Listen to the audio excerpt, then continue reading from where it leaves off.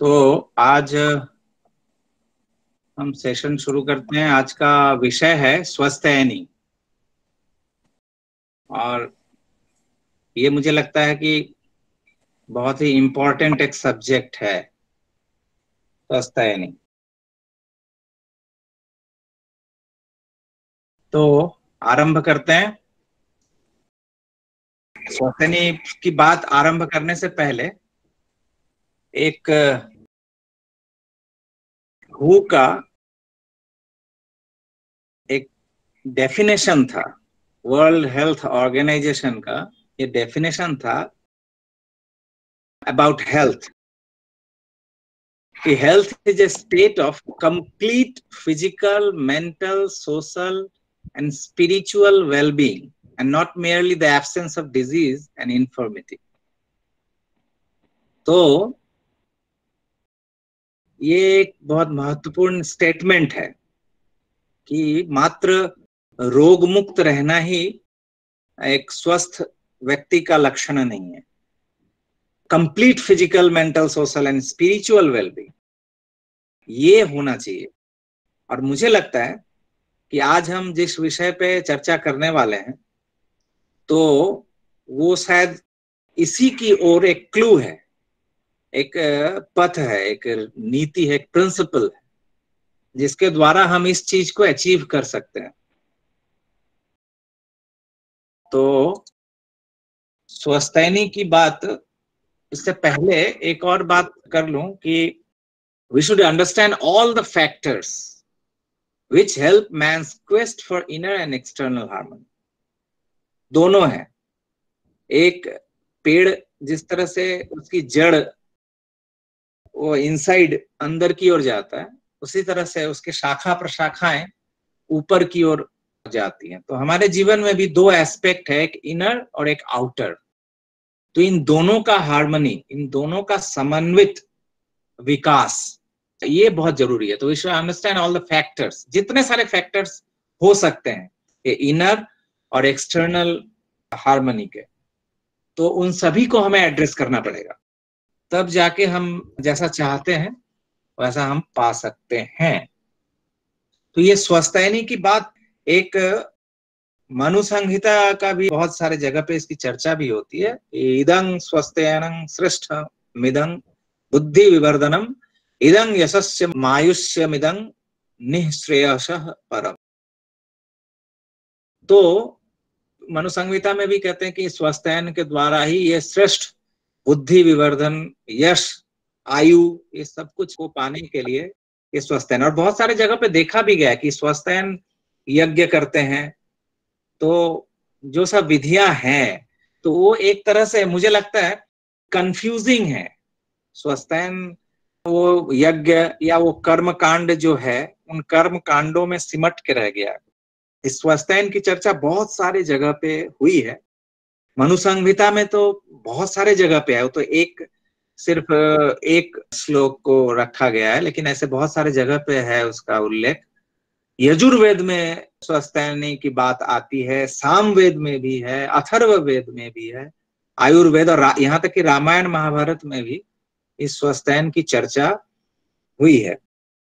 लेकिन इस विषय पे ठाकुर का कहना है, एक बार इसी तरह से कोई ऋत्विक सम्मेलन के बाद देवघर में चर्चा हो रही थी, तो ये मनु संहिता का ये जो श्लोक है, ये इदं स्वस्थैनं, इसी पे जब बात उठी तो श्री ठाकुर ने उसको निकाल कर कहा कि पढ़ो तो एक बार। तो फिर जब वो पढ़ा गया तो उसको सुनने के बाद ठाकुर कहते हैं कि समस्त मनुसंहितार मध्य 12টি অধ্যায় যা আছে স্वस्थैनीर 5টা नीतिर मध्य ता আছে। Can you imagine? आप सोच सकते हैं, ठाकुर कह रहे हैं कि समस्त मनु संहिता के 12 अध्याय में, 12 चैप्टर्स में जो है स्वस्थैनी के इन 5 विधियों में सब कुछ है। तो यहाँ पे मुझे एक कहानी नहीं मैं कहूं, इसको मैं घटना बोलूंगा। तो एक घटना याद आती है कि बहुत दिन पहले बॉम्बे डॉक बॉम्बे जो बंदरगाह था उसमें चीफ इंजीनियर थे कृष्णा भाई देसाई। तो कृष्णा भाई देसाई एक बार शशि ठाकुर जी के पास आए थे, तो दीक्षा उन्होंने वो ले चुके थे उस वक्त तक।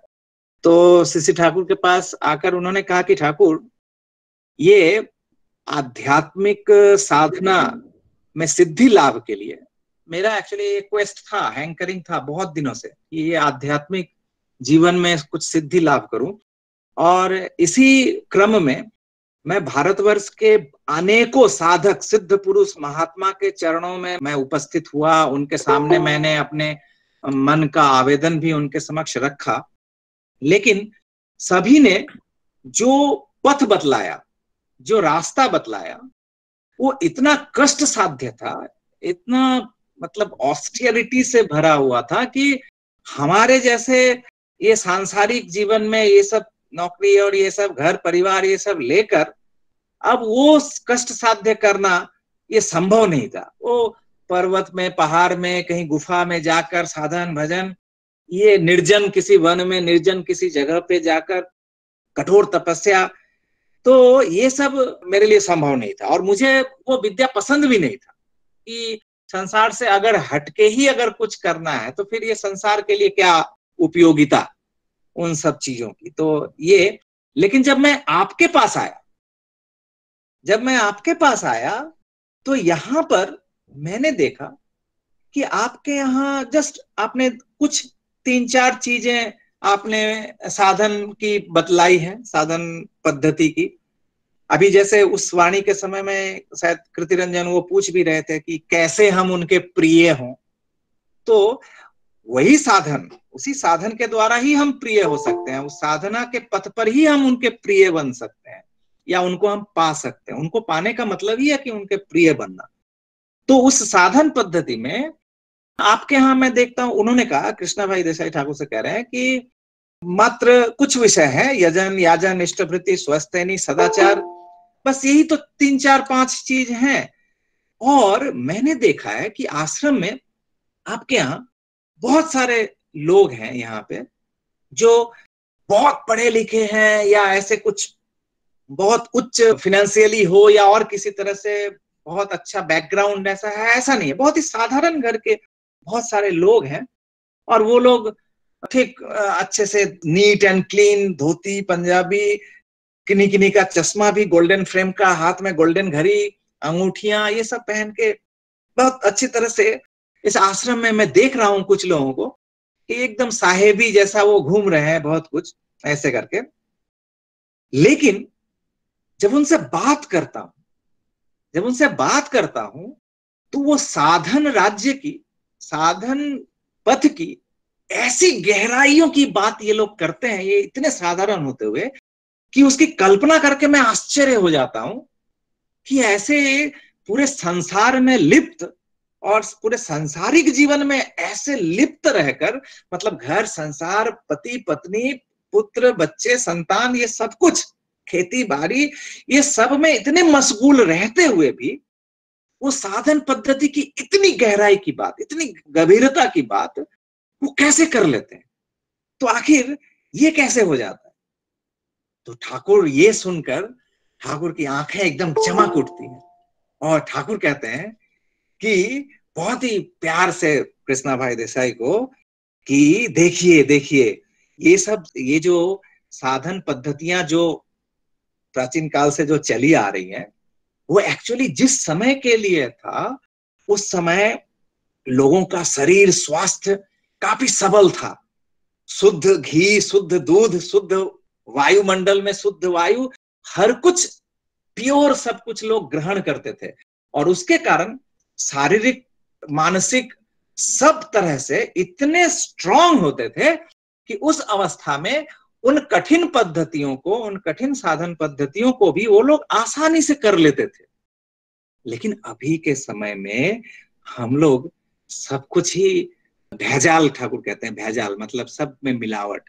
हम हवा भी यहां तक ले रहे हैं, उसमें भी मिलावट है, पॉइजनस है, हवा, पानी, खाना पीना, एवरीथिंग। और इससे क्या हुआ है कि हमारे शरीर में डेफिशिएंसीज हुए हैं, बहुत सारे डेफिशिएंसीज हैं। विटामिन्स डेफिशिएंसीज है, मिनरल डेफिशिएंसीज हैं, तो बहुत तरह तरह की डेफिशिएंसीज हुई हैं।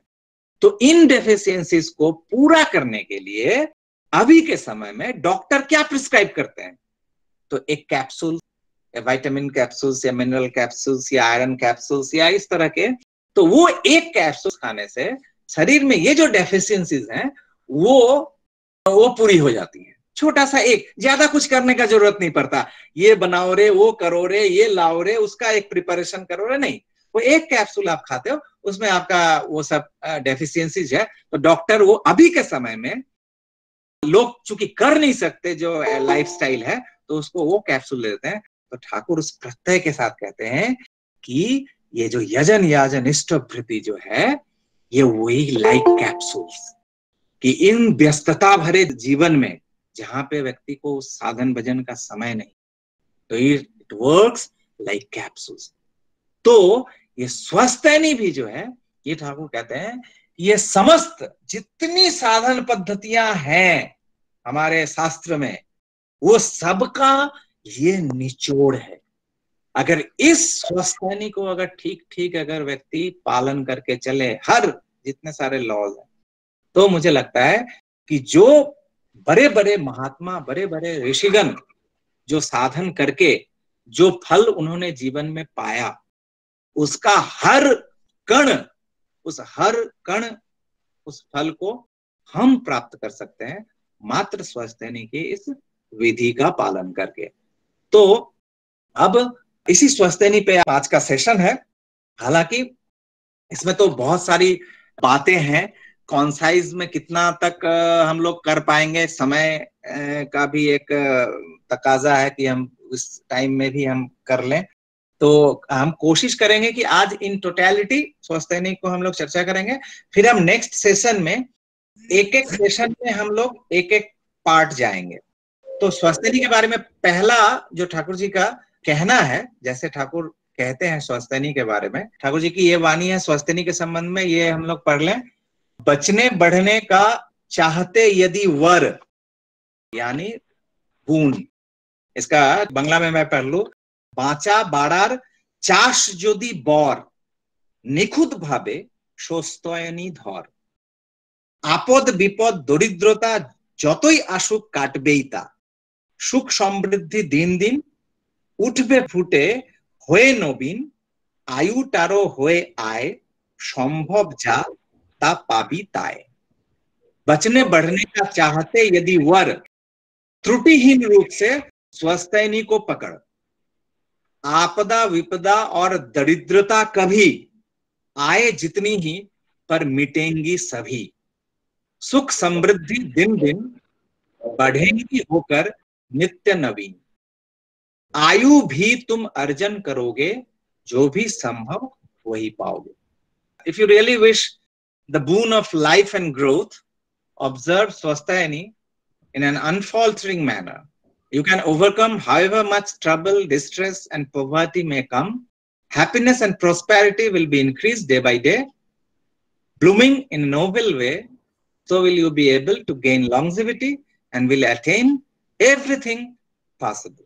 तो ठाकुर जी इतना बड़ा एक एक्चुअली ब्लेसिंग ही दे रहे हैं कि स्वस्थैनी से हो सकता है। नेक्स्ट, तो स्वस्थैनी के बारे में ठाकुर कहते हैं 5 pillars of well being. Simple है, पंच स्तंभ। तो स्वस्थैनी 5 पिलर्स ऑफ वेल बीइंग, स्वस्थैनी को ठाकुर कहते हैं 5 पिलर्स, 5 स्तंभ है, पंच स्तंभ, जिसपे हमारा अस्तित्व, हमारा एग्जिस्टेंस वो जो टिका हुआ है, ये 5 स्तंभ पे। और मैं बताऊं ठाकुर के अनुसार ये इसका एक एक स्तंभ महत्वपूर्ण है। अगर इसका एक भी पिलर अगर वीक होता है तो उतना भर अस्तित्व को वो भी दुर्बल बनाएगा। दैट मीन्स ये 5 पिलर्स एक साथ एक जैसा स्ट्रॉन्ग रहना चाहिए। ये स्वस्थैनी की जो 5 विधियां हैं, ठाकुर जी उस तरह से कहते हैं।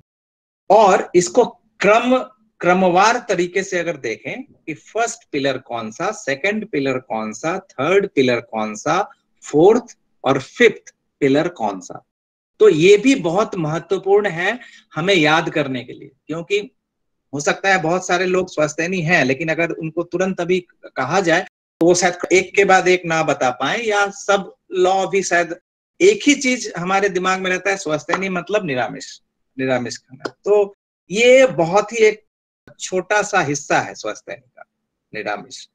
लेकिन इससे आगे भी बढ़कर बहुत ऐसे ऐसे चीज है जो जिसको अगर हम ठीक ठीक पालन ना करें तो इट्स डिवास्टेटिंग, लाइफ में ऐसा होता है। तो ये 5 पिलर्स जो है, पहला है फिजिकल हार्मनी, दूसरा है मेंटल हार्मनी, तीसरा है मोटर सेंसरी कोऑर्डिनेशन, चौथा एनवायरमेंटल हार्मनी, और पांचवा है डिवाइन इकोनॉमी। और इसको बहुत सिंपल है दिमाग में बिठाना या अपने जीवन में हमेशा स्मृति में रखना, स्मरण में रखना बहुत ही आसान है। कैसे? तो आप जस्ट इमेजिन कि एक बच्चा, एक शिशु जब जन्म लेता है, आप देखना जो पूरा जो ये लाइफ साइकिल ये जो चलेगा, जीवन जो ये जन्म से जो आरंभ होगा, दिस इज स्वास्थ्यनी, एक एक स्टेप पे स्वास्थ्यनी है। तो देखिए, एक शिशु जब जन्म लेता है, ये जन्म लेने के बाद पहला कर्म क्या होता है? डॉक्टर्स हो, माँ हो, आया धाया जो भी है, पहला काम क्या करते हैं? तो ऐसा नहीं है कि ये बच्चा महान बने, ये बच्चा डॉक्टर बने, इंजीनियर बने, ये सच्चा बने, ये भक्त बने, ये मातृभक्त बने, पितृभक्त बने, कुछ नहीं, नथिंग। एक शिशु जब जन्म लेता है तो पहला काम सबका एक ही होता है, देखता है कि वो ब्रीद कर रहा है कि नहीं, उसका ब्रीदिंग ठीक है या नहीं, उसके हर बॉडी का जितने सारे ऑर्गन्स हैं वो सही सही वर्क कर रहा है। This is the first law of स्वास्थ्य, शरीर, कि इस शरीर को कैसे अच्छा रखना है। तो फर्स्ट है फिजिकल हार्मनी, और इस फिजिकल हार्मनी में बहुत सारी चीजें हैं। तो इस फिजिकल हार्मनी में ठाकुर जी कहते हैं कि कैसे धीरे धीरे एक शिशु आगे बढ़ता है। तो पहला है शरीर, कि उस बच्चे का कुछ नहीं, आप जो भी खिलाओ, जो भी दो, तो उसी को समझेगा, दिस इज लाइफ। शरीर को अच्छा रखने के लिए सभी लोग उसी में लगे रहते हैं कि इसका सब कुछ ठीक रहे, और यही पहला है। तो ठाकुर उसको कहते हैं, श्री विग्रहेर मंदिर भेबे যত্ন করিস শরীরটাকে, সহন পটু সুস্থ রাখিস, विधि माफिक पालिस ताके। श्री विग्रह का मंदिर समझकर शरीर का तुम करना यत्न, सहन पटु और स्वस्थ रखना, विधि अनुसार उसका करना पालन। Take care of your body, considering it with the instrument to serve your Lord the ideal, with the strictest observance of all the underlying principles for the well-being and stability of yourself. तो मेरा कहना है कि पहला काम है, इस शरीर को मैं अपना नहीं, ये समझना पड़ेगा कि मेरे इष्ट का ही ये मंदिर है, टेम्पल ऑफ माई लॉर्ड। तो हम अपने टेम्पल को किस तरह से रखते हैं, हम अपने मंदिर को किस तरह से रखते हैं, जस्ट लाइक दैट। और उसी तरह से इसका केयर करना होगा, उसको सहनपटु, टॉलरेंट, हर परिस्थिति में, प्रत्येक परिस्थिति में ये सरवाइव कर सके, ऐसा बना के रखना होगा, और विधि अनुसार उसका पालन करना होगा। जो भी प्रिंसिपल्स हैं, फिजिकल लॉज जो सब हैं फिजिक को ठीक रखने का, उस सबको टो उसको पालन करना पड़ेगा। तो ये पहला है लॉ। इस पे हम नेक्स्ट आने वाले समय में शायद हमारा 2 सेशन होगा ये फिजिकल हार्मनी पे। एक एक्सक्लूसिवली हम लोग वेजिटेरियनिज्म पे जाएंगे, और एक अदर देन फूडिंग और क्या क्या है उस पे हम जाएंगे। तो हमारा 2 सेशन शायद आने वाले समय में, पहला कोई भी एक हो सकता है, तो हम नेक्स्ट सेशन में इस पर विशद से चर्चा करेंगे। तो पहला लॉ है स्वास्थ्यनी का, शरीर, हमें शरीर को स्वस्थ रखना होगा। सेकेंड लॉ, तो सेकेंड है कि मेंटल हार्मनी। अब इस बच्चे को देखिए, इस बच्चे को अगर उसकी माँ अगर उसे अगर नीम का रस अगर एक एक चम्मच करके पिलाती है, तो वो ऐसे मुंह को करेगा और उसी को चाट के पिएगा, उसको लगेगा कि this is life, this is my food, तो उसी का वो हैबिट करेगा, तो ऐसा ही हो जाएगा। उसकी अपनी कोई चाहत नहीं हो बच्चे का, वो अगर है भी तो उसका एक्सप्रेशन नहीं है, कुछ भी नहीं है। तो वो जैसा माँ चाहती है या जो उसके रक्षण वेक्षण में जो लगे हैं तो वो जैसा चाहते हैं वो उसी तरह से रहता है। उसकी कोई भी वृत्ति प्रवृत्तियां तब तक परिपक्व या पुष्ट नहीं हुए रहती है, मैच्योर्ड नहीं हुए रहती। लेकिन जैसे ही थोड़ा सा वो शिशु बड़ा होता है, तभी वो परिवेश में जो रेस्पॉन्सिवनेस है, उस रेस्पॉन्सिवनेस के साथ साथ उसके मन में ये सब प्रेरणा जगती है। क्या? नहीं, ये नहीं खाऊंगा, वो नहीं, मुझे ये चाहिए, मुझे वो चाहिए। ये जो डिमांडिंग, ये जो हुआ, ये प्रवृत्तियां जो जगना शुरू हुई, और यही डिमांडिंग परिवेश के साथ रेस्पॉन्सिवनेस, इसी से काम, क्रोध, मद, लोभ, मोह, मात्सर्य, जितनी सारी प्रवृत्तियां, कॉम्प्लेक्सेस हैं, वो क्रिएट होना शुरू करती है और वो फिर खींचना शुरू करती हैं इधर से उधर, इधर से उधर हमें। तो ठाकुर कहते हैं कि इसका मेंटल हार्मनी में जब हमारी वृत्ति प्रवृत्तियां जब सजग होती हैं, तो ठाकुर कहते हैं कि प्रवृत्ति तोर जखन जेमन जेभावेई उकी मारुक इष्ट स्वार्थ प्रतिष्ठाते घूरिए दिबी तार से झोंक। प्रवृत्ति तुम्हारी जब जैसे जिस तरह से ही प्रकट होती, इष्ट स्वार्थ प्रतिष्ठा की ओर ही मोड़ देना उसकी वह मनोवृत्ति। Manipulate and regulate the inclination of passions और necessities of yours and of the concern towards the congenial fulfilment of the interest of Lord the ideal. तो ये सेकंड आप ख्याल करके रखना, ये जो शिशु कैसे बड़ा हो रहा है, जैसे ही थोड़ा सा हुआ कि ये प्रवृत्तियां आ गई हैं, अब ये प्रवृत्तियां कैसा खेल खेलेंगी और कैसा नाच नचाएंगी वो हमें नहीं पता। बंदर की तरह हम नाचेंगे। तो इसीलिए पहला युद्ध आरंभ होने वाला है। अब हम बैटलफील्ड में हैं और इस आरंभ होने से पहले ही अर्जुन का रोल अदा करना है, न कि दुर्योधन का।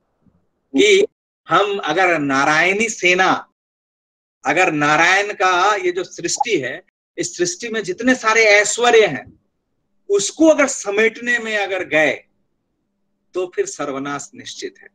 लेकिन उस नारायणी सेना को छोड़ के, नारायण की जितनी सारी सृष्टि है उसको त्याग कर अगर हम नारायण को सीधा पकड़ ले, चूज कर ले, श्री कृष्ण को उनके हाथ में लगाम डाल देना कि भैया आप पकड़ो, ये रथ है मेरा, लेकिन इसके 6 घोड़े जो लगे हैं वो सब कुछ मेरे हैं, लेकिन इसका लगाम जो है वो आपके हाथ में, इसको आप पकड़ो। तो ये है सेकंड लॉ कि शरीर मेरा अगर तंदुरुस्त है, सब कुछ ठीक है, लेकिन अगर मन, मेंटेलिटी अगर ठीक नहीं हुआ, मेरी प्रवृत्तियां अगर कंट्रोल में नहीं है, तो यही रिपु बनकर, शत्रु बनकर मेरा नाश कर देगी। तो इसलिए इट इज बेस्ट कि सबसे पहले उसको इष्ट स्वार्थ की और हमारी जितनी प्रवृत्तियां हैं, इष्टानुकूल नियंत्रण, इस पे हम फिर नेक्स्ट जो सेशन होगा उस पे हम विस्तार से चर्चा हम लोग कर लेंगे। तो ये सेकंड लॉ है, वेरी इजी, इसको हम बहुत अच्छी तरह से, मुझे लगता है हम सारा जीवन याद करके रख सकते। अब आप देख कि ये जो शरीर है, मेरा शरीर वेल एडजस्टेड, वेल रेगुलेटेड, शब्द ठीक है। मन, मेरी वृत्ति प्रवृत्तियां, ये भी इष्टानुकूल नियंत्रित है। नेक्स्ट क्या आता है? उस शिशु जो अपनी प्रवृत्तियां और अपने शरीर, इन दोनों के द्वारा क्या करती हैं? कर्म। अब आया एक्टिविटीज। तो ये तीसरा लॉ है स्वास्थ्य का, ठाकुर जी का। इसको ठाकुर कहते हैं मोटर सेंसरी कोऑर्डिनेशन। ये जो प्रवृत्तियां जो जगी, तो इन प्रवृत्तियों के अनुसार अब कर्म में हम नियोजित होते हैं। तो मेरा शरीर और मेरा मन, इन दोनों के कॉम्बिनेशन से हम एक्टिविटीज, एक्शन में हम जाते हैं, कर्म में जाते हैं। यहां पे एक ये होता है कि कर्म मनुष्य के जीवन में, ठाकुर कहते हैं, दरिद्रता बोलिए, रोग शोक, कुछ भी, एनीथिंग हैजार्ड जो मेरे लाइफ में आता है, उसका एकमात्र कारण है नेग्लिजेंस। और नेग्लिजेंस मतलब ठाकुर कहते हैं गो बिटवीन, जो सोचा, द्वंद्वी वृत्ति, जो हम सोचते हैं लेकिन हम करते नहीं। बहुत कुछ हमारे दिमाग में आता है लेकिन उसको हम एक्शन में कन्वर्ट नहीं करते। ये सबसे बड़ा दरिद्रता का, पॉपुलिज्म का सबसे बड़ा कारण है लाइफ में, ये ना होना। जो शुभ विचार है उसको हम इंप्लीमेंट नहीं कर पाते। तो ये दिस इज वेरी इंपॉर्टेंट कि मेरा मोटर सेंसरी कोऑर्डिनेशन हो और ये मैटेरियलाइज्ड हो, मैनिफेस्ट हो एक्शन में। तो वाणी जो ठाकुर जी की इस पे है वो वाणी हम लोग लेंगे। जे काजे जा भालो बोले আসবে মনে তৎক্ষণাৎ, হাতে কলমে করবি রে তা, রোধ করে तार सब व्याघात। किसी कर्म में शुभ के रूप में आएगा जो मन में तत्क्षण, वास्तव में उसको करोगे ही सभी बाधाओं को करके version. Simultaneously activize immediately into tangible reality practically whatever occurs to you to be the best in any affair, thwarting every impediment of that। जितनी सारी बातें, अगर शुभ विचार, शुभ कोई भी मन में भावना अगर आती है तो उसको तुरंत एक्शन में कन्वर्ट करना है, और अदरवाइज ये अगर नहीं करते हैं तो वो फिर वेपोराइज्ड हो जाएगा और फिर वो फिर मेरे संस्कार इंस्टिंक्ट में नहीं आएगा। और ये ठाकुर कहते हैं भाई negligence is the cousin sister of misfortune. ये जो हम नेग्लिजेंस हमारे लाइफ में होता है यही दुर्भाग्य को हमारे जीवन में खींच के लाता है। तो ये बहुत ही जरूरी है कि हमारा तालमेल रहे, जो ये मन शरीर ये दोनों के द्वारा हम कर्म करें इसमें वो तालमेल रहे। इसलिए शुभ काम जो भी मन में विचार आता है, अच्छा है, कुछ भी अच्छा, उसको तुरंत एक्शन में कर लेना है। तो ये भी स्वस्थैनी का ये थर्ड विधि है। अब आप मुझे एक चीज हम चर्चा कर सकते हैं कि मेरा शरीर बहुत अच्छा है, ठाकुर जिस तरह से कहते हैं उस तरह से है, मेरा मन इष्टानुकूल नियंत्रण में है, कोई प्रॉब्लम नहीं, मेरा कर्म एकदम मोटर सेंसरी कोऑर्डिनेशन जैसा ठाकुर चाहते हैं, सब कुछ है। ये क्या गारंटी देता है कि हम अच्छे रहेंगे? नहीं दे सकता। क्यों नहीं दे सकता? इसलिए कि अगर परिवेश अगर सपोर्टिव नहीं रहेगा तो मेरे जितने सारे ये अच्छाइयां जो हमने अर्जन किया है उसका नेट रिजल्ट आएगा 0। दैट मीन्स कि अगर I am a good driver, मेरा motor sensory coordination, reaction time, everything perfect, मैंने अच्छी तरह से ट्रेनिंग लिया है, मैं जब गाड़ी लेकर हाईवे पे निकलता हूं थोड़ी भी त्रुटि, थोड़ा भी मिस्टेक मैं नहीं करूंगा, गारंटी है जो एक्सीडेंट नहीं होगा? नहीं है। क्यों नहीं है? क्योंकि मैंने कोई गलती नहीं की है, लेकिन सामने उधर से जो आ रहा है वो ठोक के चला जाएगा। तो मेरे जितने सारे ट्रेनिंग्स हैं, मेरे जितने इतने अच्छे स्किल्स हैं, उसका नेट रिजल्ट 0। दैट मीन्स कि environment is very important thing. जो पारिवेशिक हार्मनी, पारिवेशिक समता, ये भी बहुत इंपॉर्टेंट है। तो ये ठाकुर का ये चौथा, एकदम ध्यान में आप ये रखिए, एक शिशु किस तरह से धीरे धीरे प्रोग्रेस कर रहा है, शरीर, उसके बाद मन, उसके बाद कर्म, अब ये परिवेश से उसका इंटरेक्शन हो रहा है, परिवेश में स्ट्रगल, संघर्ष चल रहा है, तो उस परिवेश को भी मैनिपुलेट करना होगा इष्ट के पथ पर। यही ठाकुर कहते हैं एनवायरमेंटल हार्मनी। इसका वाणी भी हम ले लें। पारा पड़ोशीर बाँचा बाड़ाय राखिस रे तुई स्वार्थ टान, तादेर भालोय चेतिए तुलिस इष्टानुगो कोरे प्राण।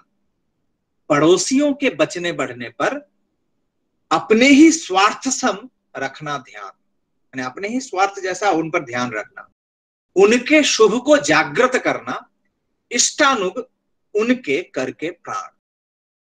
Be ever ready to elevate the being and becoming of your neighboring environment, considering it to be the interest of your own life and lift, by infusing Lord the ideal in all possible ways। तो अपने परिवेश पर भी ध्यान देना ही पड़ेगा अगर हम चाहते हैं हम मंगल में रहें, शुभ में रहें, स्वस्थ में रहें। ये fourth law is very important.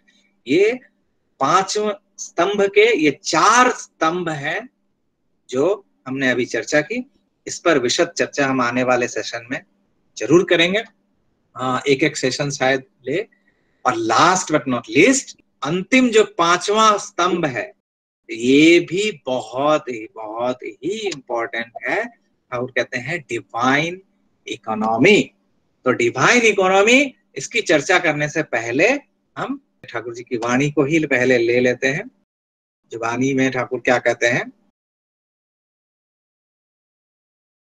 নিজের সেবার আগে রোজই শক্তি মতো যেমন পারিস, নিজের সেবার আগে রোজই শক্তি মতো যেমন পারিস ইষ্ট অর্ঘ্য ভক্তি ভরে सूचिते निवेदन करिस।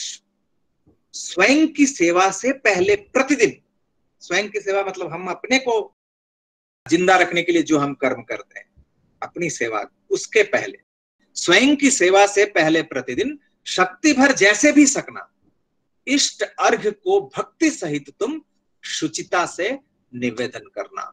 Do offer your devout oblation every day to your Lord the Ideal with utmost ability and in a sacred way before taking your daily meals. अपने खाने से पहले हम प्रतिदिन उसको इष्ट की सेवा में, इष्ट के लिए वो हम निवेदन करेंगे। उसके बाद नेक्स्ट वाणी ले लेते हैं। इसका भी हम लोग, ये डिवाइन इकोनॉमी जो है, इस पर भी हम चर्चा करेंगे एक सेपरेट सेशन में आगे। तो आगे हम इस वाणी को समाप्त कर लें। तो ठाकुर कहते हैं कि এই নিয়মে নিত্যদিন প্রতি কাজেই সর্বক্ষণ, এই নিয়মে নিত্যদিন প্রতি কাজেই সর্বক্ষণ স্বস্তায়নের নিয়মগুলি পালিশ দিয়ে অটুট মন।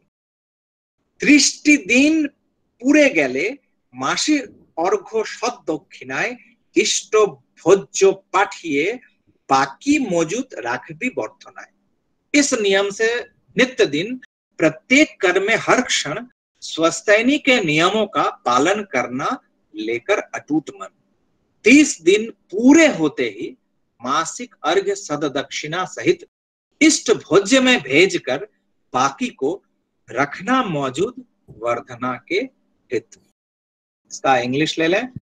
With the pursuit of these every day, with the pursuit of these every day, do observe the principles of Swasthayani all the time and in every work with firm determination. And on the expiry of 30 days, remit an amount of ₹3 only for the maintenance of your Lord, and keeping the rest in your custody, go on to preserve this fund for accruement. Accrument मतलब वृद्धि, जो remaining को जो अपने पास रखना है उसको निरंतर वृद्धि, वर्धना के पथ पर रखना है, एक जैसा स्टक करके नहीं, ताकि और निरंतर उसमें वृद्धि प्राप्त हो। इस पर हम सेशन में आगे चर्चा करेंगे। तो ये दीज आर द 5 पिलर्स, ये 5 स्तंभ हैं जो हमारे अस्तित्व इस पे ही टिके हुए हैं। और ये वाणी का अंतिम जो है ये চিরজীবন, চিরজীবন এমনি করে ইষ্ট স্থানে হয়ে নিরত তাকেই বলে স্বস্তায়নী সবার সেরা महान व्रत। सारा जीवन इस प्रकार से इष्ट स्थान में होता है निरत, उसको ही कहते स्वस्थायनी सबसे श्रेष्ठ महान व्रत। In this way, throughout the life, if you keep yourself dedicated to the service of Lord the Ideal, this is called Swasthayani, the great vow, best than anything. तो ये मूल स्वस्तिनी के ये 5 स्तंभ जिसकी हमने आज चर्चा की, और एक मनुष्य के जीवन जिस तरह से आगे बढ़ता है, तो ये जो 4 स्तंभ है, ये 4 स्तंभ को टिकाए रखता है ये 5वां स्तंभ। यानी हम कह सकते हैं कि ये मिडिल पोर्शन का स्तंभ है, बीच का स्तंभ है, और ये चारों, तो ये बीच वाला ही ये सपोर्ट एक्चुअली मूल स्तंभ है। ये 5वां जो विधि है वो मूल स्तंभ है, जो कि और चारों स्तंभ को वो टिकाए रखता है। तो ये कुछ ठाकुर जी के ही शब्द हैं, वो हम लोग अभी पढ़ सकते हैं इस पे। 5 पिलर्स ऑफ स्वस्तिनी आर यूनिवर्सल। ये ऐसा नहीं है कि किसी के लिए कुछ और है, किसी और के लिए कुछ और, इंडियंस के लिए कुछ और है, अमेरिकन के लिए कुछ और, चाइनीज के लिए कुछ और, या ये गुजराती के लिए कुछ और, बंगाली के लिए कुछ और। या ये ब्राह्मण के लिए कुछ और, क्षत्रिय शूद्र वैश्य उसके लिए कुछ और। तो ठाकुर कहते हैं इट्स यूनिवर्सल, ये सभी के लिए है, ये पंच नीति जो है सभी के लिए है। It is not such kind of thing which is one for me, other for you और अनदर फॉर समवन एल्स। ऐसा एकदम नहीं है, ये 5 विधि सभी के लिए है एक जैसा।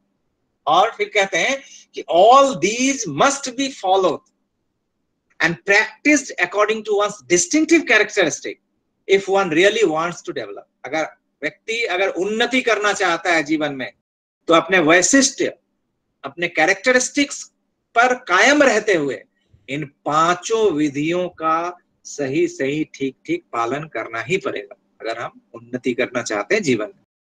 फिर कहते हैं कि फर्स्ट इट इज नेसेसरी, वो 5 लॉ जो है, first it is necessary to take care of the body, considering it to be the instrument to serve the Lord।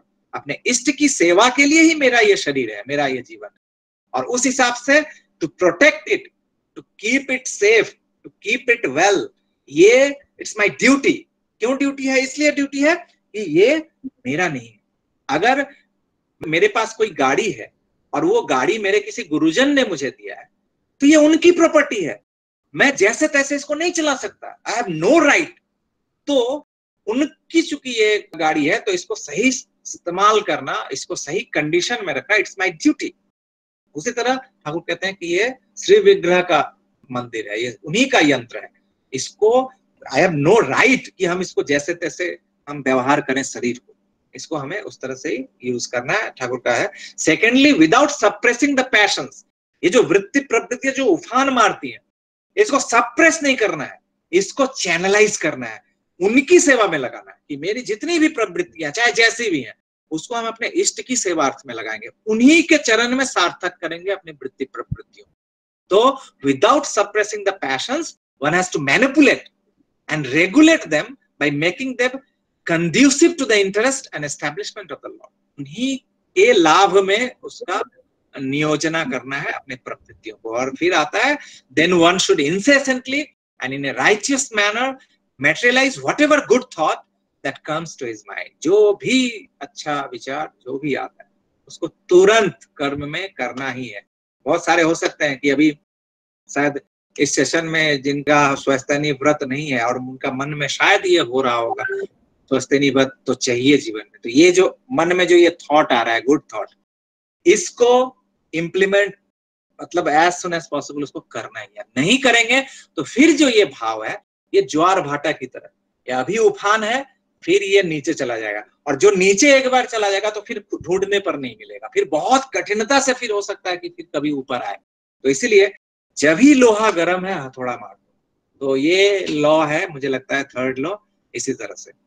तो फिर है next, one has to serve people and infuse them with lord the ideal to elevate his surroundings. अपने परिवेश को जिस तरह से उन्नत बनाना है ठाकुर जैसा कहते हैं, और and then enhancing working power, अपने कर्म क्षमता, अपनी कर्म क्षमता को बढ़ाना होगा, एंड अर्निंग एबिलिटी, जो अपने उपार्जन को अपने कर्म क्षमता के द्वारा हम अपने एबिलिटी को बढ़ाएंगे, अपने सामर्थ्य को बढ़ाएंगे, और अपने सामर्थ्य के अनुसार अटमोस्ट कैपेबिलिटी हम इष्ट को निवेदन करेंगे।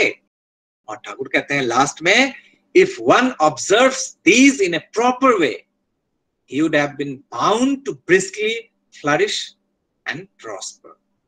ये ठाकुर जी की बातें हैं। आशा है कि हम लोग कोशिश करेंगे कि इस पथ पे हम चल सकें। इसके बाद और कुछ बातें हैं जो कि स्वस्थनी के विषय में भी है, तो इसको भी हम लोग अभी पढ़ सकते हैं, ले सकते हैं। Swastyayani is the gift of supreme father. Thakur की ये सोचिए कि नारायण की वाणी है, स्वयं ईश्वर की वाणी है। ठाकुर कहते हैं Swastyayani is the gift of supreme father, परम पिता का ये गिफ्ट है towards mankind. It had never been given so precisely before. इससे पहले इतिहास में, मतलब सृष्टि के इतिहास में कभी भी इससे पहले इतने प्रिसाइसली, इतने एक जैसे कहते हैं कि ocean in A tea cup, पूरा एक महासागर इस कप में है, अगर इसका हम एक एक सिप लेते रहे तो पूरा वो समुद्र का वो लाभ हमें मिल सकता है। तो ठाकुर कहते हैं, it had never been given so precisely before, this time rethinking this principles together like a string of beads. मोतियों को जिस तरह से एक धागे में पिरोकर एक गार्लैंड, एक माला बनता है, और वो मोतियां बिखरे रहते हैं, तो वो हमारे काम में नहीं आता, लेकिन वो स्ट्रिंग में गुंथ जाता है तो हम पहनते हैं। तो वो जिस तरह से हमारे लाइफ का वो एक अलंकार होता है, ऑर्नामेंट ऑफ माई लाइफ होता है, ठाकुर कह रहे हैं कि स्वस्तिनी को इसी तरह से एक विधि के अनुसार ये गूंथा गया है, और father the supreme has bestowed this gift as amulet for us. This is our ornament of life, जो हमें गिफ्ट में मिला है। Many a person does not perform sincerely, so they cannot realize its magnanimity. ये स्वस्तिनी का ये इसका जो मतलब रिजल्ट है, इससे जो प्राप्ति है, ठाकुर क्या कहते हैं, many a person does not perform sincerely. बहुत सारे लोग इसको ठीक से सिंसियरली नहीं पालन करते हैं बोल के, इसका जो मैग्नानिमिटी है, इसकी जो समृद्धता है, उसका हम अनुभूति भी हमें नहीं होती है। इसी कारण से हम ठीक ठीक इसका टो पालन नहीं करते। अगर हम थोड़ा सा भी इसका पूरी तरह से पालन करना शुरू करें, तो मैग्नानिमिटी हमें वो दर्शन होगा, वो दिखेगा, लाइफ में भी प्रतिफलन उसका होगा। तो ये ठाकुर जी की ये वाणी है। अब हम लोग कुछ वाणियों को ले लेंगे। इस पर ठाकुर जी की ही वाणी है, स्वस्तिनी पे लेके ही। तो इसका मैं पहले थोड़ा बांग्ला पढ़ दूं। स्वस्तिनीर पांचटी पाती चरित्रते राख गांथी, प्रति कथा व्यवहारे दीप्त करे तोल तारे। एमनी जदि चलते पारिस जीवनटा तुई देखेई निस, दुख आघात अभिघात যতই কেন করুক উৎপাত, তোর চলনা চলতেই রবে, এতে অন্য নাহি হবে। स्वस्तिनी की पंक्तियां 5, रखना तुम चरित्र में गांथ, प्रत्येक कथन व्यवहार में उनको दीप्त कर देना तुम सब। चल पाते हो तुम यदि ऐसे, देखना जीवन में फिर कैसे, दुख आघात अभिघात जितना भी करे न उत्पात, चलन तुम्हारा चलता ही रहेगा, अन्यथा इसके कभी नहीं होगा। The Swastini's Maxims 5, Rhything in character, keep alive. In your every word and behavior, materializing those make brighter. If you can move in this way, see that how your life will pay. The suffering, injury, trouble, unrest, however they create any threat, your advancement goes on then, otherwise will never happen. उसके बाद next Thakur ji की वाणी हम ले लेते हैं फिर से एक और। स्वस्तिनी जेजन करे जीवन वृद्धि तारेई धरे। स्वस्तिनी जेजन करे जीवन वृद्धि तारेई धरे, धर्म थाके बाहन हुए तार, बाँचा बाड़ा उन्नयने महाज्योति विकिरणे अंतराये करेई चूरमार। स्वस्तिनी जो भी है करता, उसे जीवन वृद्धि पकड़ के रखता, धर्म ही उसका वाहन बनता, बचने बढ़ने के उन्नयन में, महाज्योति विकिरण में सभी बाधाओं को चूर्ण करता। Whoever be under Swastini's oath, he is upheld by life and growth. Dharma remains his carrier. Upliftment of being and becoming, in the radiation of superb glowing, utterly crumbles all barrier. तो इसके बाद एक अंतिम वाणी हम लोग लेंगे। हाँ, ये अंतिम वाणी है। समाज राष्ट्रे स्वस्तिनी যতই বেশি পালবে, স্বাবলম্বে আসবে স্বরাজ, স্বাধীনতা मिलবে। This is real freedom actually. Thakur कहते हैं स्वस्तिनी का समाज राष्ट्र में पालन करोगे जितना भी, स्वावलंब सहित स्वराज आएगा, मिलेगी स्वाधीनता तभी। Swastini in society and country, the more you shall observe, self-sufficiently the autonomy comes, the more freedom shall serve. तो ये रही बात स्वस्थैनी। संपूर्ण रूप से आज हम सभी ने चर्चा की। आगे आने वाले सेशंस में हम एक एक, ठाकुर जी ने जो पिलर्स की बात की है, तो हम एक एक पिलर लेके उस पर विस्तारित हम चर्चा करेंगे। तो जयदेव, आज अभी तो टाइम है, कुछ लोग अगर बोलना चाहते हैं तो अगर 10 मिनट टाइम है। हाँ ठीक है, अगर इस विषय पे अगर हाँ मतलब बोलिए। जय गुरु, हम बहुत लेट ज्वाइन किए, आधा घंटा पहले ज्वाइन किए। एक छोटा सा क्लिपिंग है, ठाकुर जी से चर्चा हो रही है।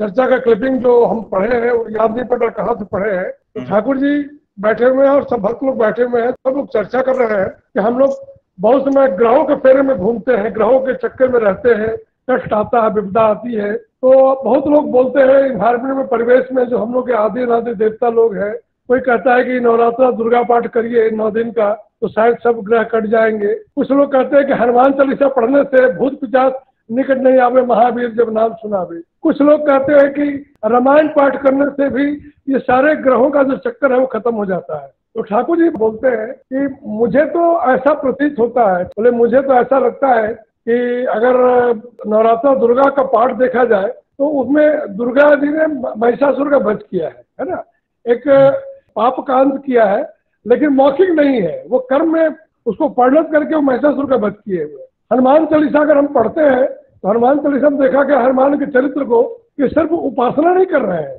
वो राम के हर इच्छाओं को अपने आचरण के माध्यम से, पराक्रम के माध्यम से पूर्ण कर रहे हैं, बैठे हुए नहीं है। उसी तरह अगर रामायण पाठ की बात करते हैं तो राम ने रावण का वध किया था।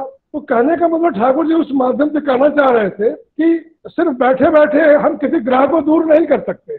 उसी में ठाकुर जी ने कहा मैंने जो स्वस्थैनी व्रत दिया है, अगर इन व्रतों को कोई निष्ठा पूर्वक कांटा में कांटा मिला के अगर वो करता है तो सारे ग्रहों से वो बच सकता है। उसका सबका निचोड़ स्वस्थैनी है और स्वस्थैनी में सब कुछ दिया हुआ है जो मनुष्य के ग्रहों को फेरे से बचा सकता है। बस ये मुझे कहानी याद आई, ये एक वार्तालाप आई तो मैंने शेयर किया। जय गुरु। जय गुरु। नहीं, सही बात मधुदा ने कहा कि बहुत सारे ऐसे ग्रह दोष हैं और स्वस्थैन हमने बचपन से काफी सुना है, ये सब स्वस्थैन यज्ञ करते हैं, स्वस्थैन ये करते हैं, वो करते हैं, लेकिन एक्चुअली स्ट्रिक्टली ये प्रिंसिपल्स जो सब हैं वो अगर प्रैक्टिकली हम जीवन में जब तक पालन नहीं करेंगे तब तक वो जितने सारे रिचुअल्स हैं वो सब वो रिचुअल्स ही अनुष्ठानी गोष्ठों पे पावा जे गैलो गोल्लाए, तो अनुष्ठान ही सब कुछ रह जाएगा, प्राप्ति या जीवन परिवर्तित नहीं होगा।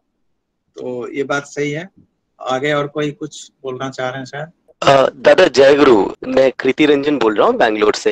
एक क्वेश्चन था दादा, स्वस्थनी का जो दूसरा और तीसरा नियम है दादा, जो वृत्ति प्रवृत्ति और जब भी कोई सच्चिंता दिमाग में आता है उसको करने के लिए, तो प्रैक्टिकल लाइफ में क्या होता है, एटलीस्ट मेरे साथ जो होता है ये कि कोई भी चीज सोच लीजिए कि मुझे ये काम करना है, तो सोच लीजिए कोई वेब सीरीज आ गया तो वो शायद से वेब सीरीज मेरे दिमाग को ज्यादा इंटरेस्टिंग लगता है बोल के मैं उसको प्रायोरिटी दे देता हूँ, जिसकी वजह से जो दूसरा इंपॉर्टेंट प्रोडक्टिव चीज हुआ वो शायद से नहीं हो पाता है। तो सोच लीजिए मेरा अभी ये टाइम पे सोच लीजिए नाम ध्यान करने का समय होगा, लेकिन क्योंकि ये वेब सीरीज का इंटरेस्टिंग पॉइंट चल रहा है तो वो प्रायोरिटी में आ जाता है कभी कभार। तो क्योंकि ये विलफुली ये ब्रेक हो रहा है, ये क्या स्वस्थनी व्रत का भंग होता है? और अगर भंग होता है क्या हम लोग को कुछ आई डोंट नो उसको हाउ डू वी प्रोसीड, क्योंकि कभी कभार जानबूझ के स्वस्थनी के काफी सारे व्रत जो है भंग होते हैं, तो उसका I mean how do we progress on that, how do we fix our mind? अगर जानबूझकर, अगर हम जानकर गलती करते हैं तो हम जानकर उसका सही भी कर सकते हैं। अगर जानबूझकर ही गलती हो रही है, मैं समझ रहा हूँ, प्रॉब्लम तो तब है जब मैं समझ नहीं रहा हूँ। ट्रीटमेंट जो है इट्स वेरी इजी, डिफाइंड है, लेकिन प्रॉब्लम ये है डायग्नोसिस कि किस कारण से क्या हो रहा है। ये डायग्नोसिस जब तक नहीं होगा तब तक लाइन ऑफ ट्रीटमेंट ठीक नहीं होता, क्योंकि लाइन ऑफ ट्रीटमेंट वो एक चुटकी बजाते हो जाता है, लेकिन फर्स्ट है डायग्नोसिस कि रोग कैसे है। तो अगर मुझे समझ में आ रही है कि ये गलती हो रही है तो फिर उसको सही क्या करेंगे वो भी समझ में आना चाहिए। तो जितना एफर्ट हम दे रहे हैं, अगर वेब सीरीज देखने में हम दे रहे हैं, तो वो भी एक हैबिट है। वेब सीरीज तो मैंने जन्म लिया था और जन्म लेते ही मम्मा ने मेरे हाथ में वेब सीरीज तो नहीं पकड़ा दिया था ना, वो हमने अभ्यास करके इसको आयत्त में लाया हमने। तो ये भी वैसा ही करना पड़ेगा। इट्स नॉट लाइक कि स्विच ऑन किया और चलो हो गया सब कुछ। तो इसके लिए भी हमें एक्सरसाइज करना पड़ेगा, हमें परिश्रम तो करना ही पड़ेगा। जिस तरह से हम उधर मन देते हैं, हमको मन हटा के इस पे देना पड़ेगा। तो ये तो सिंपल बात है, तो ये तो करना ही पड़ेगा, एफर्ट तो देना पड़ेगा। कोई बहुत आसान सा ऐसा नहीं है कि हो जाएगा, हो जाएगा अगर आप एफर्ट दोगे तो जरूर। उनका क्वेश्चन था कि क्या इसमें स्वस्थानी भंग हो रहा है, जब हमारा मन में नाम ध्यान करना चाहिए था, हम वेब सीरीज देखे। प्रति क्षण हमें जो करना चाहिए, जब हम वो नहीं करते हैं तो हम स्वस्थानी भंग ही करते हैं। सिंपल बात, जरूर होता है। लेकिन होता क्या है कि कुछ कुछ चीजों को हम सीरियसली लेते हैं, उसका असर हम पे पड़ता है। और कोई मेरा अगर बहुत अपना व्यक्ति अगर मुझे डांट दे, जिससे मैंने कभी डांट ना खाई हो, तो मन की गहराई तक चोट पहुंचाता है। जिसको मैं पहचानता नहीं हूँ, जानता नहीं हूँ, वो अगर मुझे डांट दे तो मेरे ऊपर कोई असर नहीं करता। तो ऐसी बात है। तो हम नित्य भंग करते हैं लेकिन वो असर नहीं डालता। क्यों? उस पर मेरा सेंटिमेंट नहीं है। जब सेंटिमेंट बढ़ेगा तो फिर वो असर डालना शुरू करेगा। और एक बात है, जो मैं घर से बाहर निकला तो मेरे साथ मेरा भाई भी बाहर निकला, दोनों एक साथ निकले। माँ ने मेरे भाई से कहा कि बेटा तुम बाहर कहीं मत खाना। मुझे कुछ नहीं कहा, तो मैंने जहां तहां खाया। मेरा भाई जो था वो खाया, वो भी खाया, उसकी भी तबीयत खराब हुई, मेरी भी तबीयत खराब हुई। लेकिन मेरी तबीयत खराब हुई, मुझे उतना ज्यादा कोई फर्क नहीं पड़ा। उसके अंदर में विवेक जो है वो छटपटाने लगा। क्या? अरे मम्मा ने कहा, माँ ने कहा था, मना किया था बाहर कहीं मत खाओ, मैंने खा लिया। तो आप एक चीज देखो, जो सेंटिमेंटल जो है ये, उसके अंदर वो विवेक जो है वो जागृत हो गया। क्यों जागृत हो गया? उसको माँ से वो एडवाइस मिला था, उसने उस एडवाइस को अपने दिमाग में बिठाया था।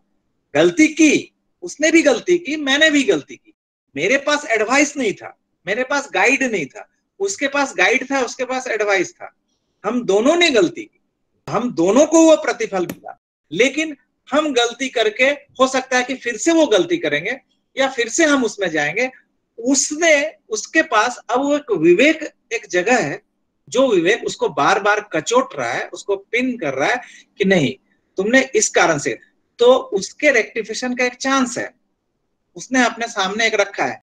तो हम भी अपने लाइफ में अगर इस तरह का एक चांस, एडवाइस का, गाइड का अगर एक व्यक्ति को नहीं रखते हैं, तो फिर गो एज यू लाइक हो जाएगा कि हम जैसा चाहते हैं वैसा ही चलते रहेंगे। वो वेब सीरीज ही हमें हमेशा अच्छा लगता रहेगा, कभी भी ये फीलिंग ही नहीं आएगा। हर के पास है लेकिन हम अलाउ नहीं करते हैं। तो ये चीज अगर रहता है तो फिर हम क्यों ना सोचें कि हाँ ये भी मेरा स्वस्थानी भंग है। और मुझे लगता है इस पर ज्यादा ध्यान देना चाहिए। ये जो छोटी छोटी चरित्रगत छोटी छोटी त्रुटियां हैं, प्रतिक्षण, वो कहते नहीं थे ठाकुर, बात हालांकि दूसरे तरह से है कि whenever we act against Christ we crucify। तो हम जब भी क्राइस्ट के अगेंस्ट में हम वर्क करते हैं, उनके अगेंस्ट में जब हम चलते हैं, तब तक हम उनको क्रूसीफाई करते हैं। तो इट इज लाइक दैट कि हम जब जब ठाकुर जी के पथ से विच्युत होते हैं, जब जब उल्लंघन करते हैं, तब तक उन ईश्वर को ही कष्ट पहुंचाते हैं, तब तक उनको क्रूसीफाई करते हैं। तो ये फीलिंग, ये टच अगर आ गया तो फिर रेक्टिफिकेशन तो क्षण में होता है। आदमी का चेंज जो है ना, सबसे पहले सेंटिमेंट अगर एक बार जागृत हो गया तो व्यक्ति, कुछ दिन पहले ही हम लोग वो चर्चा कर रहे थे कि वो माझी, दशरथ माझी, जो वो गांव का एक व्यक्ति जो शायद दुर्बल ही था, कोई भी शक्ति उसमें प्रकाशित ही नहीं थी। उसकी पत्नी की मृत्यु हुई, जिस मृत्यु का कारण बना एक पहाड़, जिसके कारण उसको इतने किलोमीटर घूम के जाना पड़ता था और वो नहीं पहुंचा पाया मेडिकल सेंटर में, जिसके कारण उसकी मृत्यु हो गई। उसने वो पूरा पहाड़ काट डाला, जस्ट स्पैन ऑफ 20 years। आप सोच सकते हो, कल्पना कर सकते हो कि एक व्यक्ति अपनी पूरी जवानी को खपा दिया उस पहाड़ को काटने में, और अकेला वो पहाड़ काट गया। वो जो सेंटिमेंट है अंदर का, वो सेंटिमेंट मूल चीज है। अगर वो एक बार जग जाता है तो फिर यू कैन डू क्या नहीं। दादा यहाँ पे एक है कि एक व्यक्ति स्वस्थानी लिया है, उसको लग रहा है मेरे स्वस्थानी भंग हो रहा है, लेकिन एक व्यक्ति स्वस्थानी ग्रहण नहीं किया, उसको लग रहा है मैं तो अपने यूजुअल में चल रहा हूँ, तो कौन एडवांटेज में रहेगा? मैंने वही कहा ना कि जिसने नहीं लिया है एक्चुअली क्या है, एक जैसे मैं बात बता रहा हूँ, बहुत सिंपल, बहुत सारे लोगों को पता होगा, घर में पुराने फर्नीचर होते हैं लकड़ी के, तो वो लकड़ी के फर्नीचर होते हैं। सपोज एक व्यक्ति के घर में है वो लकड़ी का फर्नीचर, सिंपली उसके पास कोई इंस्ट्रूमेंट नहीं है, कुछ नहीं है, और वो उस लकड़ी के फर्नीचर पे यूज कर रहा है, बैठ रहा है, कूद रहा है, फांद रहा है।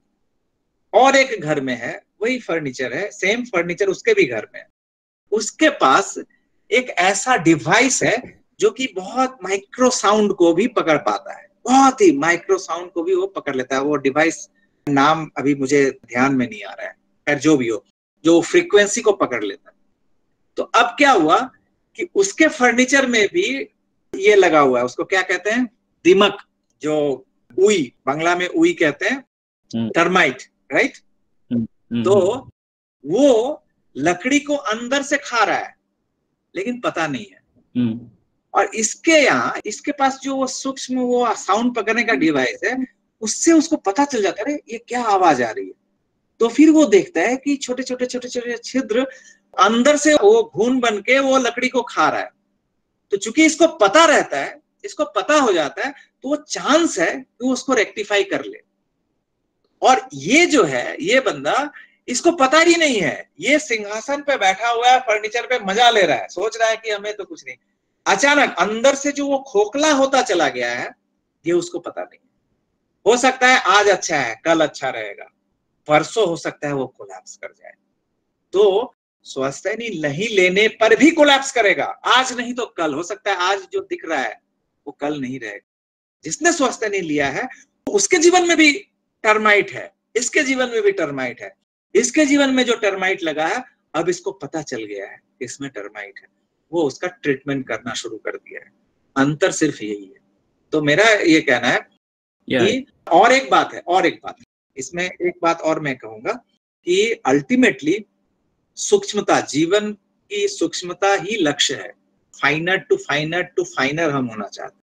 तो हम जितने फाइनर होंगे उतने हो सकता है कि हम इस चीज को और ज्यादा फील करें। जो ग्रॉस होंगे उन पर शायद ये असर ना करे। इसलिए जो स्वस्थानी लेते हैं, जो ठाकुर के पथ पे चलते हैं, उनके जीवन में कभी कभी कष्ट आता है, कभी कभी सफरिंग्स आती है ज्यादा। इसलिए नहीं कि ये सफरिंग्स ठाकुर को पकड़े हैं तब आया, ऐसा नहीं है। क्योंकि ठाकुर कहते हैं कि ग्रह का मतलब ही आग्रह। तो ग्रह दोष मतलब मेरा आग्रह का दोष, जो मैंने जिस तरह से चाहा। और बहुत सारी ऐसी चाहतें होती हैं जिस चाहत के बारे में मुझे खुद नहीं पता होता, हम वो चाह चुके होते हैं। जब उसका फल मिलता है तब धीरे धीरे एनालिसिस करते हैं, तो पता चलता है कि अरे हमने तो ऐसा ही किया था, हमने तो ऐसा ही चाहा था। तो ठाकुर वही कहते हैं कि आग्रह से ही ग्रह। तो ये आग्रह एक्चुअली हम लोग सब इस ग्रह के अंदर में ही है, क्योंकि आग्रह है ही, किसी न किसी तरह पे आग्रह है ही। यही पे तो ठाकुर आते हैं कि अपने समस्त आग्रहों को उन पे समर्पित करना पड़ेगा, तब जाके ये ग्रह नियंत्रण हो सकता है। तो ऐसा है। लास्ट को एक भजन था, कंक्लूडिंग सॉन्ग। क्षिति मोहन है क्या? हाँ जय गुरु। हाँ क्षिति, तब कुछ सुना दो। जी जी ठीक है।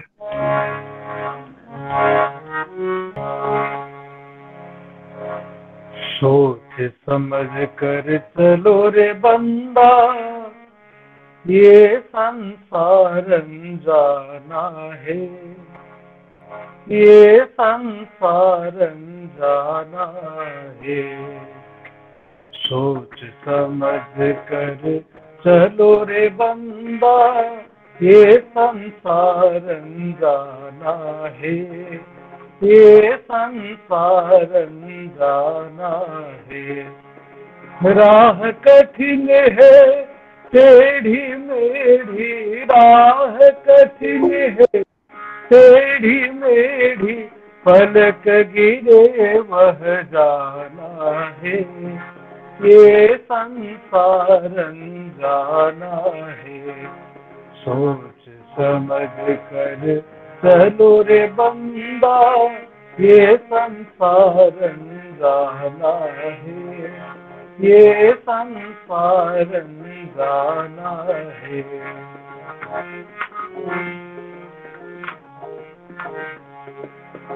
मन चंचल के साथ न पड़ना, रीत जगत का संग न धरना। मन चंचल के साथ न पड़ना, रीत जगत का संग न धरना। मोह जाल में उलझ पुलझ कर, मोह जाल में उलझ पुलझ कर, मोह जाल में उलझ पुलझ कर, अंत समय पछताना है। ये संसार जाना है, सोच समझ कर चलो रे बंदा, ये संसार जाना है, ये संसार जाना है।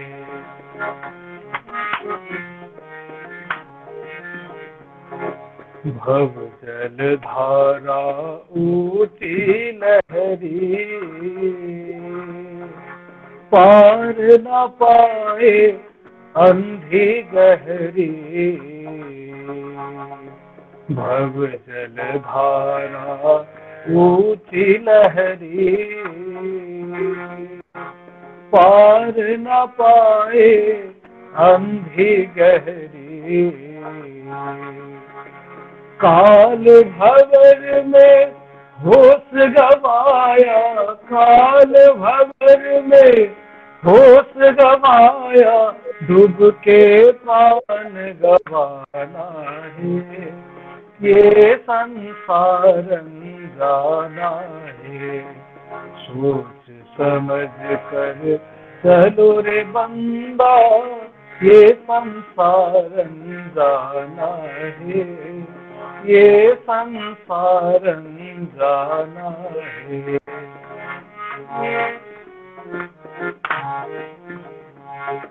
सुमिरन कर ले नाम गुरु का, परम दयाल पुरुषोत्तम का।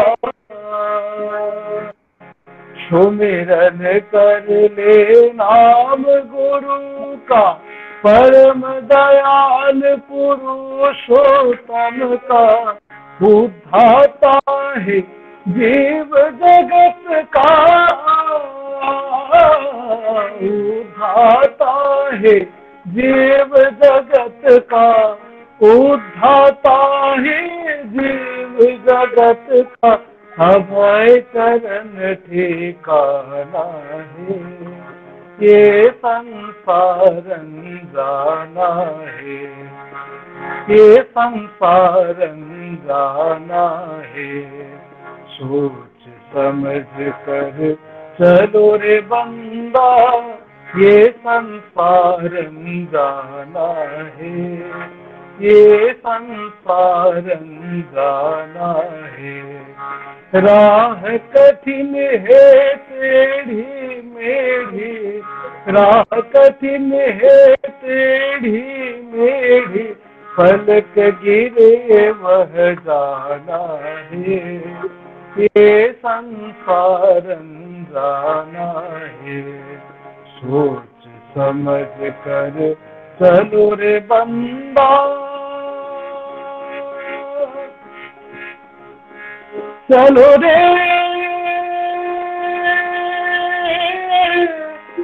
चलो रे, चलो रे। जय गुरु दादा।